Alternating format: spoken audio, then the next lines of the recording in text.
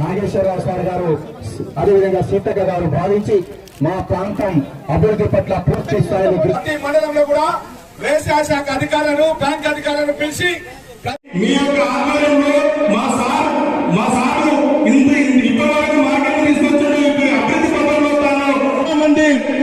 చాలా మంది licence holders ఇక్కడ మా మండలంలో ఉండి కూడా వాళ్ళ సొంత గృహాలలో మరియు మార్కెట్లోనే ధాన్యాన్ని కొనుగోలు చేయాలని చెప్పేసి మొన్ననే పిఎస్సిఎఫ్ ద్వారా డిసిఎంఎఫ్ ద్వారా మేము కొనుగోలు కేంద్రంలో ఓ షట్టర్లు లేవు, ఓ కమాన్స్ లేవు, మరి ఎల్లరుగా ఖాళీ కంపౌండ్ వాళ్ళే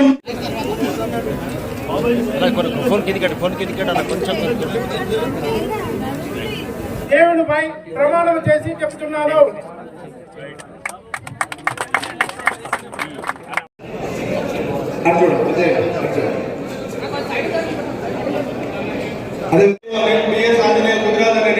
తెలంగాణ రాష్ట్ర ప్రభుత్వం చేత వ్యవసాయ మార్కెట్ కమిటీ కులకచర్ల చైర్మన్ గా నియమింపబడ్డా. వ్యవసాయ మార్కెట్ కమిటీ కులకచర్ల మెంబర్ గా చైర్మన్ గా నేను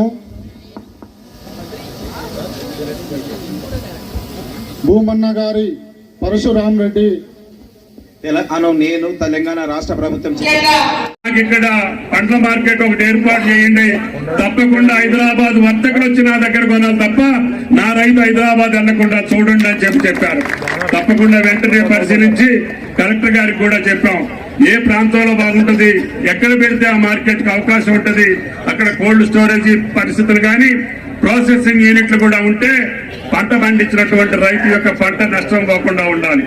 ఆ రకంగా ఇప్పుడు మనకి అకాల వర్షాల వల్ల లేకపోతే కరువుల వల్ల దేని వల్ల వస్తే ఆ రైతును కూడా ఆదుకోవాలని పంటల బీమాను కూడా ప్రవేశపెట్టాలనేది ప్రభుత్వం యొక్క ఆలోచన. మీకు తప్పకుండా డ్రోన్లు కూడా మందులు వేసుకునేదానికి, ఇత్తనాలు వేసుకునేదానికి, పురుగు మందులు కొట్టేదానికి కూడా నా మహిళా తల్లులు బాధ్యత తీసుకొని ముందు నియోజకవర్గానికి ఒకటి నీ గ్రూపులకు ఇవ్వమని చెప్పాం. అత్యధికంగా వరి పండించినటువంటి నా రైతు తెలంగాణ రైతన్న ఈ రోజు నిటారుగా నిలబడి మీసం మీద చేసుకొని చెప్పగలిగేటటువంటి స్థితిలో ఈ రోజు తెలంగాణ ఉంది. చదువుకున్న వాళ్ళ కంటే కూడా ఇవాళ రైతు సంతృప్తిగా నిలబడగలిగేస్తున్నాడంటే అది భారతదేశం యొక్క సంస్కృతి సంప్రదాయం. కాబట్టి మన వ్యవసాయ దేశంలో వ్యవసాయానికి ఉన్నటువంటి గౌరవం, మర్యాద, ప్రతిష్ట మీకు ఏ వృత్తిలో జరగదో, ఎన్ని కోట్లు సంపాదించినా కూడా ఈ సంతృప్తి ఉండదు అని చెప్పి మీకు ఈ సందర్భంగా మనం చేస్తున్నాం. కాబట్టి దయచేసి పామాయిల్ వేసిన రైతు మీ కలెక్టర్ గారి కంటే ఎక్కువ డబ్బులు వస్తాయి.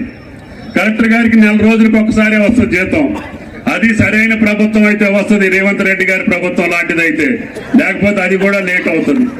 కానీ పామాయిల్ రైతుకి 15 రోజులకు ఒకసారి 1,00,000 వస్తుంది. మీరు గుర్తుపెట్టుకోండి, మీకు 2 సార్లు జీతం వస్తుంది. ఇవాళ సాఫ్ట్వేర్ ఇంజనీర్లు కూడా హైదరాబాద్ నుంచి వెళ్ళి వాళ్ళ తాత తండ్రుల భూముల్లో వ్యవసాయం చేస్తున్నారు. వాళ్ళకి అక్కడున్న సంతృప్తి సాఫ్ట్వేర్ కంపెనీలో దొరకట్లేదంట.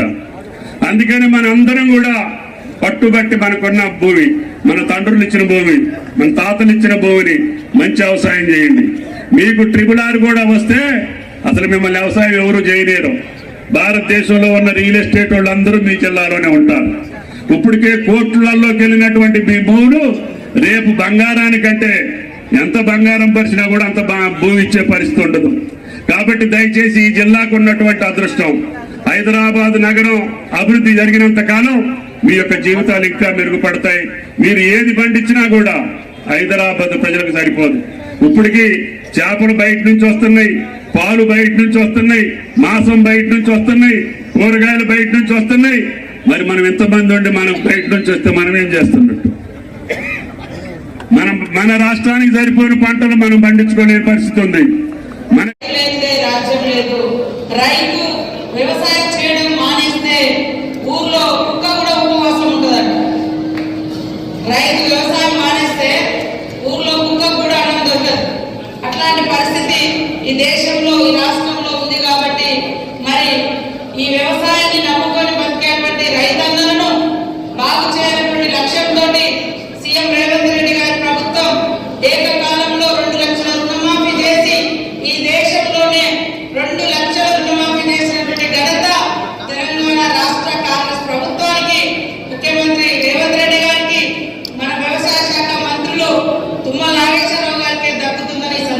తెలియజేస్తా ఉన్నారు.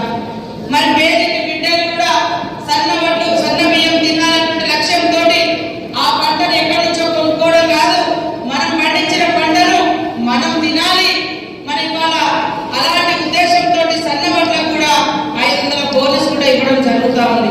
మన ఊర్లలో చూస్తే ఇంటి నిర్మాణం చేసే వాళ్ళకి ఇల్లు ఉండదు అన్నట్టుగా, చెప్పులు కుట్టే వాళ్ళకు చెప్పులు వేసుకునే అవకాశం ఉండదు, బట్టలు గొప్ప తయారు చేస్తారు, పట్టు వస్త్రాలు మంచి మంచి, కానీ వాళ్ళు వేసుకోలేరు ఎందుకంటే వాళ్ళ ఉపాధి కోసం.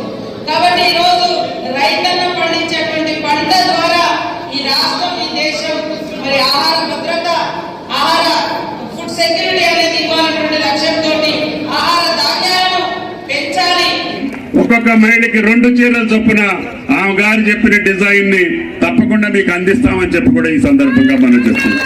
ఒక పక్క రైతాన్ని ఆదుకుంటూనే, ఒక పక్క నేతన్నని ఆదుకుంటూనే ఈ ప్రభుత్వం కష్టకాలాల్లో కూడా వెనకాడికి వేయకుండా రేవంత్ రెడ్డి గారి ప్రభుత్వం ధైర్యంగా ముందుకెళ్తా ఉంది. కాబట్టి మీరు దయచేసి ఈ మార్కెట్ కమిటీని సద్వినియోగం చేసుకోవటం, ఈ జిల్లాకు సంబంధించినటువంటి వ్యవసాయం ముఖ్యంగా పండ్లు పూలు, అదేవిధంగా హార్టికల్చర్ మీద ఎక్కువ ఆధారపడి ఉంది. అదేవిధంగా వరి కూడా ఇప్పుడు ఈ మధ్య కాలంలో ఎక్కువ పండిస్తున్నారు. కాబట్టి ఆయిల్ ఫామ్ కూడా వేయమని చెప్పి ఈ జిల్లాలో ఒక ప్రైవేట్ ఫ్యాక్టరీకి అనుమతులు ఇచ్చాం. మీరందరూ రైతులందరూ ఆయిల్ ఫామ్ వేయండి. పక్కనే కర్ణాటకలో ఒక్క పంట కూడా ఉంది. ఒక్క పంట ఒక్కసారి వేస్తే 100 సంవత్సరాలు కాపు వస్తుంది. కాబట్టి దయచేసి అది కూడా పరిశీలించి ఒక్క కూడా వేయండి. అన్ని పంటలకు అనువైనటువంటి ప్రాంతం మీ హైదరాబాద్ కి దగ్గరున్నటువంటి ప్రాంతం. మీరు ఏది పండించినా ఆళ్లే వచ్చి కొనుక్కెళ్ళగలిగేటటువంటి డిస్టెన్స్ లో మీరున్నారు. ముఖ్యమంత్రి గారు మొన్ననే చెప్పారు, నా రంగారెడ్డి జిల్లాకి, వికారాబాద్ జిల్లాకి దగ్గరలో ఒక పెద్ద మార్కెట్ ని కట్టి హోల్సేల్ మార్కెట్ ఆళ్లే వెళ్ళి నా రైతుల యొక్క పంటలను కొనుగోలు చేసేటట్టుగా తప్పకుండా ఒక పెద్ద మార్కెట్ ని కోయిడా దగ్గర ఏర్పాటు చేస్తున్నాం. ఇందాక ఎమ్మెల్యే గారు చెప్పారు, నా కాన్స్టిట్యున్సీలో కూడా మా వాళ్ళు పండించినటువంటి పంటలు అర్ధరాత్రి 3ంటికి 4ంటికి లేచి హైదరాబాద్ తీసుకెళ్లాల్సి వస్తుంది.